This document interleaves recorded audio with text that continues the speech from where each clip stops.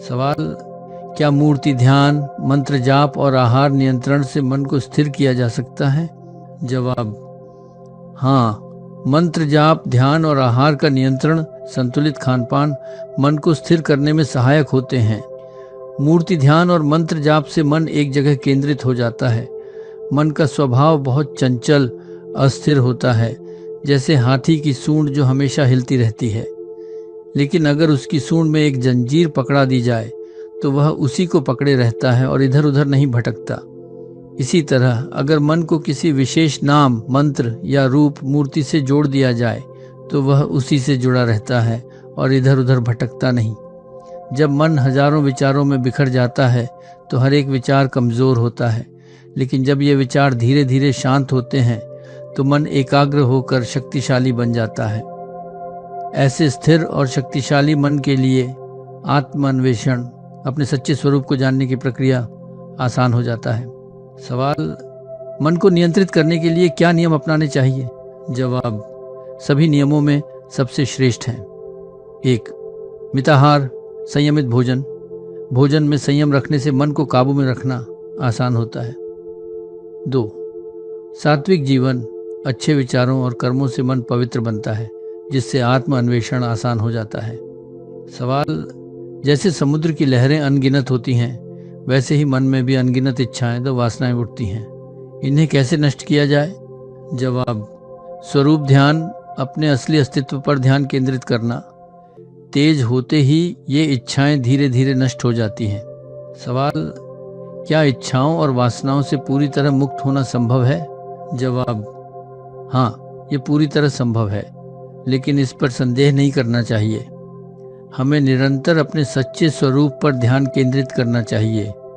कोई व्यक्ति चाहे कितना भी बड़ा पापी क्यों न हो, उसे यह नहीं सोचना चाहिए कि मैं तो पापी हूँ, मेरा उद्धार कैसे होगा, बल्कि इस तरह के नकारात्मक विचारों को छोड़कर बस अपने आत्म स्वरूप का ध्यान करना चाहिए। अगर वह सच्चे मन से ऐसा करेगा तो निश्चित रूप से सफल होगा। सवाल, क्या शुभ और अशुभ दो अलग अलग मन होते हैं? जवाब, नहीं, मन तो एक ही होता है। फर्क सिर्फ उसमें उठने वाली इच्छाओं, वासनाओं का होता है।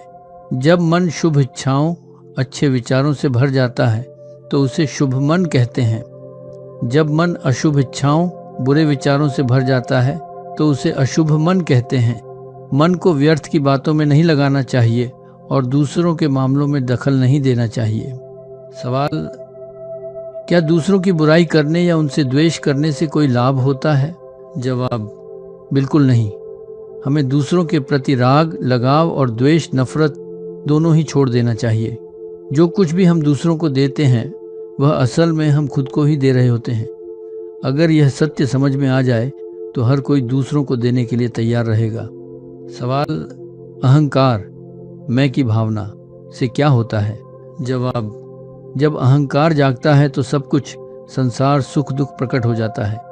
जब अहंकार मिट जाता है तो सब कुछ विलीन हो जाता है। इसलिए जितना अधिक हम विनम्र और सरल बनेंगे उतना ही हमारा भला होगा। सवाल, आत्म अन्वेषण, खुद को जानने की प्रक्रिया कब तक करनी चाहिए? जवाब, जब तक मन में इच्छाएं, वासनाएं बनी हुई हैं तब तक मैं कौन हूँ का अन्वेषण करते रहना चाहिए।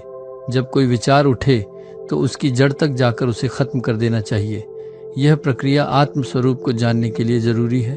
सवाल, क्या गुरु या भगवान किसी को सीधा मुक्ति दे सकते हैं? जवाब, गुरु और भगवान केवल मुक्ति का मार्ग दिखा सकते हैं, वे खुद किसी को मुक्त नहीं कर सकते। गुरु और भगवान में कोई अंतर नहीं है। जब कोई व्यक्ति गुरु की कृपा में आ जाता है तो वह खोता नहीं है, बल्कि गुरु की रक्षा में आ जाता है। लेकिन हर व्यक्ति को गुरु द्वारा दिखाए गए मार्ग पर खुद चलना होगा। सवाल, क्या ज्ञान केवल किताबें पढ़ने से आ सकता है? जवाब, नहीं। किताबें सिर्फ राह दिखा सकती हैं, लेकिन असली ज्ञान तो अपने भीतर खोजने से ही मिलेगा। एक समय ऐसा भी आएगा जब व्यक्ति को सब सीखी हुई चीजें भी भूलनी होंगी। सवाल, क्या संसार में सुख मिलता है? जवाब, संसार में किसी भी वस्तु में वास्तविक सुख नहीं है। जब मन बाहरी चीजों में भटकता है तो दुख का अनुभव करता है। जब वह अपने भीतर लौटता है तो आत्म सुख का अनुभव करता है। सवाल, ज्ञान की दृष्टि, सच्चा बोध क्या है? जवाब, मौन रहना ही ज्ञान की दृष्टि है। इसका मतलब है कि मन को आत्म स्वरूप में लीन करना। सवाल, मुक्ति, मोक्ष क्या है? जवाब, जब व्यक्ति अपने अहंकार की जांच करता है और अपने सच्चे स्वरूप को पहचान लेता है तो वही मुक्ति है। घर बैठे ऐसे उठाएं महाकुंभ के शुभ अवसर का लाभ। 144 वर्षों बाद आया महाकुंभ, एक ऐसा शुभ अवसर जो जीवन में आध्यात्मिकता और सकारात्मकता का संचार करता है। इसलिए माय ज्ञानालया आपके लिए लेकर आया है एक विशेष सुविधा।